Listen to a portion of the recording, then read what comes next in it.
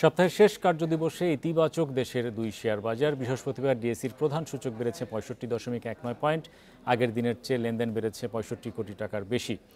Share দর বেড়েছে প্রায় 74 ভাগ প্রতিষ্ঠানের। এদিকে চট্টগ্রাম স্টক এক্সচেঞ্জের সার্বিক সূচক বেড়েছে 165.50 পয়েন্ট।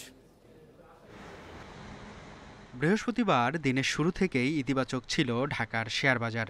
প্রথম 30 মিনিটে প্রধান সূচক বাড়ে প্রায় 26 পয়েন্ট। বেলা বাড়ার সঙ্গে সঙ্গে চলতে থাকে সূচকের উত্থান পতন। তবে দিন শেষে ডিএসইএক্স সূচক 65.19 পয়েন্ট বেড়ে অবস্থান করছে 4832 পয়েন্টে।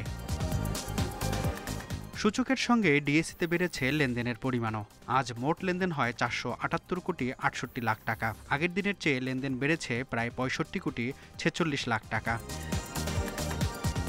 হাত বদলে অংশ নেয়া 398টি কোম্পানি ও মিউচুয়াল ফান্ডের মধ্যে দর বেড়েছে 298টি প্রতিষ্ঠানের শেয়ারের, কমেছে 46টি এবং অপরিবর্তিত 54টি প্রতিষ্ঠানের শেয়ার দর।